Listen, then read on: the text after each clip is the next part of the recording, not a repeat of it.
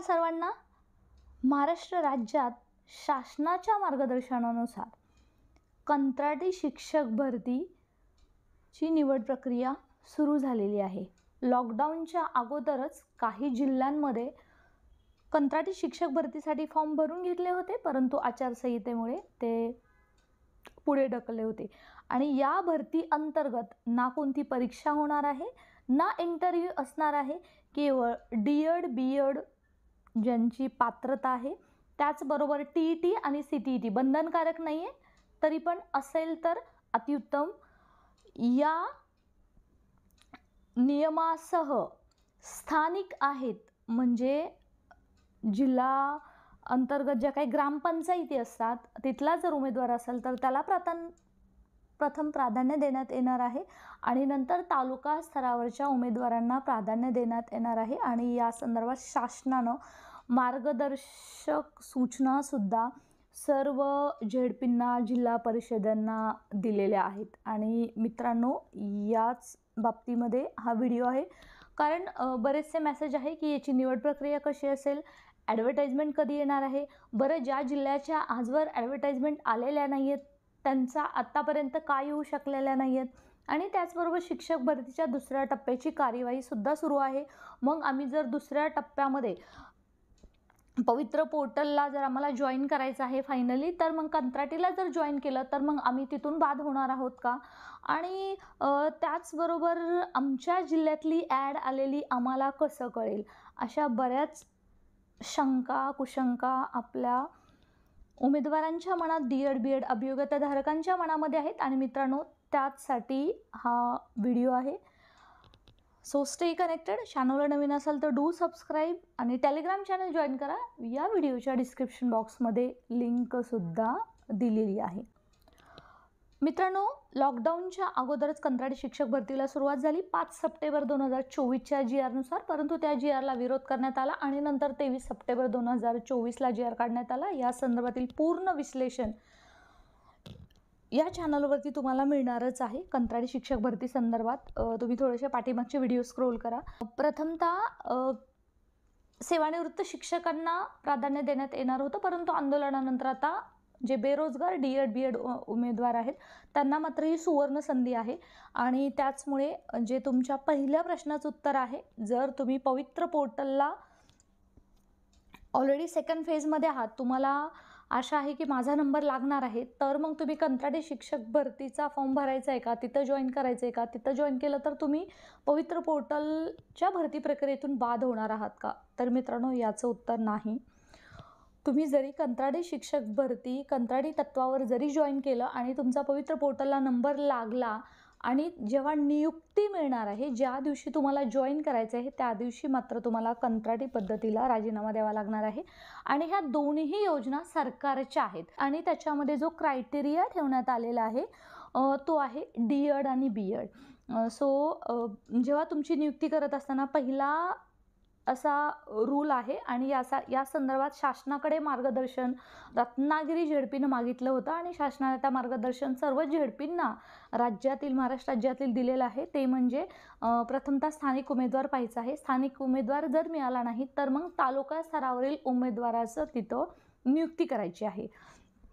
आणि हे होत असताना स्थानिकांना आपला स्थानिक रहिवासी दाखला आहे तो असणं गरजेचं आहे, कारण जवळपास प्रत्येक जिल्ह्यामध्ये जेवढी पदं आहेत तेवढी पूर्णतः पदं भरली जाणार नाही आहेत, परंतु सध्या आपण पाहतोय की अर्धा अकॅडमिक इयर संपलेला आहे आणि अर्ध बाकी आहे, त्यासाठी तरी ही पदं नक्की भरली जाणार आहेत। आणि या व्हिडिओच्या माध्यमातून मला अजून एक सांगायचं आहे की ज्यांनी मुख्यमंत्री युवा प्रशिक्षण योजनेअंतर्गत टेम्पररी पद्धतीने जॉईन केलेलं आहे, आता त्यांची अशी मागणी आहे की आम्हाला परमनंट करा आता। परंतु आणि याच धर्तीवर शिक्षक भरतीमध्ये, कंत्राटी शिक्षक भरतीमध्ये अशी कोणी मागणी करू नये यासाठी यांच्याकडून हमीपत्र, बंधपत्र लिहून घेतलं जाणार आहे की यांचा अशा कोणत्याही याच्यावरती क्लेम असणार नाही आहे। केवळ 15,000 मानधनावरती यांची नियुक्ती वेगवेगळ्या झेडपींमध्ये होत आहे। त्याचबरोबर आपण या संदर्भातील ही बातमीसुद्धा पाहतोय. आचारसंहिता संपल्यावर प्रक्रिया गतीने होण्याची अपेक्षा आहे आणि अशा प्रकारे हे पूर्ण दिलेलं आहे. तुम्ही व्यवस्थित झूम करून हे पूर्ण वाचून घेऊ शकता. आणि त्याचबरोबर यामधलं सांगायचं म्हणजे की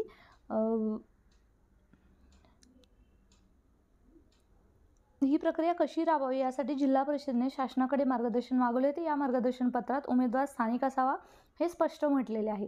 ही भरती करण्यात येत असलेल्या शाळांच्या ग्रामपंचायत हद्दीतील रहिवासी असलेल्या उमेदवारांचे एकापेक्षा जास्त अर्ज आल्यास, आता जर उमेदवार स्थानिक असेल तर तिथल्या 5-6 उमेदवारांनी जर अप्लाय केलं असेल तर त्यांची मुलाखत होणार का, की त्यांचं CTET TET बघितलं जाणार. तर त्याच्यासाठी इथं काय सांगितलेलं आहे, तर D.ED अर्हतेमध्ये अधिक गुण किंवा B.ED अर्हतेमध्ये ज्यांना अधिक गुण आहेत त्या उमेदवारांचा विचार केला जाणार आहे. म्हणजेच कोणतीही लेखी परीक्षा, कोणतीही मुलाखत कंत्राटी शिक्षक भरतीसाठी होणार नाही, कारण ती टेम्पररी शिक्षक भरती आहे.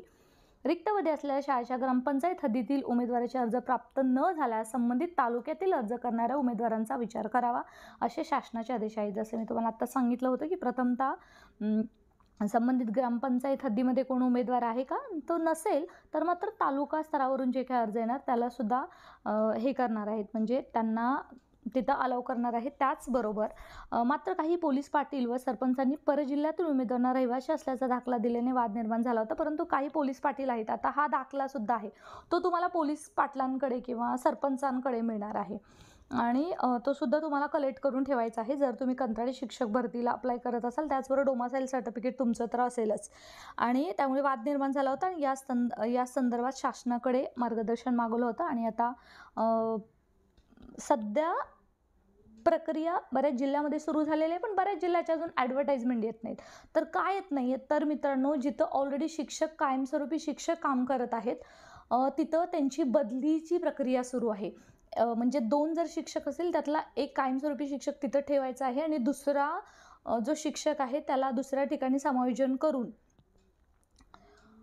तिथं नवीन कंत्राटी पद्धतीचा शिक्षक भरायचा आहे. आणि याच संदर्भातील सध्या प्रक्रिया आचारसंहिता निवडणुकानंतर सुरू झाल्यामुळे आता ती प्रोसेसमध्ये आहे. परंतु पुढच्या आठवड्याभरात सर्व झडपींच्या ॲड येऊन जातील. सो आपले कागदपत्र रेडी ठेवा. त्याचबरोबर तुम्ही तुमच्या जिल्हा परिषद आहेत, प्राथमिक शिक्षण विभाग किंवा ग्रामपंचायती आहेत किंवा पंचायत समिती आहेत, तिथे सुद्धा जाऊन D.ED B.ED अभियोग्यताधारक जाऊन व्हिजिट करू शकतात आणि तिथे चौकशी करू शकतात की आमच्या जिल्ह्यातील जाहिरात कधी येणार आहे कंत्राटी शिक्षक भरतीची, आणि त्या पद्धतीने तुम्हाला तिथं सुद्धा मार्गदर्शन मिळणार आहेत. Otherwise stay connected. आपल्याकडे जशी काही इन्फॉर्मेशन येईल तशी आपण तुम्हाला देत जाऊ. आणि या व्हिडिओच्या माध्यमातून मला तुम्हाला सांगायचं आहे की जळगाव झडपीची जी काही ॲड आलेली आहे ती जे काय आहे स्वयं वेबसाईट आहे त्याच्यावरती दिसत आहे. परंतु मुख्यमंत्री युवा प्रशिक्षण योजनेअंतर्गत ती भरती चालू आहे. परंतु इथं जी कंत्राटी शिक्षक भरती आणि मुख्यमंत्री युवा प्रशिक्षण योजना ह्या सगळ्या दोन्ही योजना आहेत आणि दोन्ही भरती सायमल्टेनियसली चालू आहेत. तर जळगावची ॲड तुम्ही स्वयंला पाहू शकता, वेबसाईटवरती जाऊन पाहू शकता. परंतु जळगावची कंत्राटी शिक्षक भरतीची ॲड अजून आलेली नाही आहे. तर अजून एक अभियोग्यताधारकांचा प्रश्न आहे, जर TET असेल CTET असेल तर त्यांना प्राधान्य दिलं जाणार आहे का. तर मित्रांनो आता हे सर्व प्रत्येक झेडपींवरती अवलंबून आहे. काही ठिकाणी CTET आहे TET आहे म्हणून त्यांना प्राधान्य दिलं जात आहे. परंतु काही ठिकाणी D.ED B.EDचे जे काही जास्त गुण आहेत त्याच्यानुसार उमेदवारांचं बायफर्गेशन केलं जात आहे.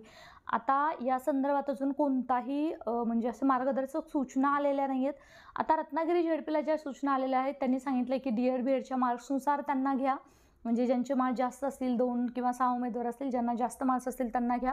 परंतु बाकीच्या झेडपींमध्ये आपण पाहतो की ज्यांचं TET झालेलं आहे, CTET 1, 2 असं झालेलं आहे त्यांना प्राधान्य देण्यात येत आहे. So let's hope for the best. या संदर्भातील सुद्धा नवीन मार्गदर्शक सूचना लवकरच येण्याची दाट शक्यता. मित्रांनो अपडेट्ससाठी तुम्ही चॅनलवरती कनेक्ट राहा आणि गरजूंपर्यंत नक्की पोहोचवा.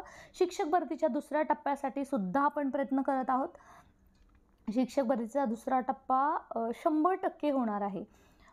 पुढच्या महिन्यामध्ये पवित्र पोर्टलवरती टॅब उपलब्ध होणार आहे आणि जानेवारीपर्यंत तुम्हाला प्रेफरन्सेस भरून घेतले जातील आणि याची संदर्भात तुमचे लिस्ट यादी लागणं आणि नियुक्ती होणं याला जवळपास मार्च किंवा फेब्रुवारी एंडिंग उघडणार आहे. सो तोपर्यंत जर सुवर्णसंधी आहे, कारण कंत्राटी शिक्षक भरती तुम्हाला 8-10 दिवसात फॉर्म भरून घेऊन लगेच तुमची नियुक्ती देणार आहेत. तर या सुवर्णसंधीचा तुम्ही मित्रांनो नक्की लाभ घ्या. Stay connected.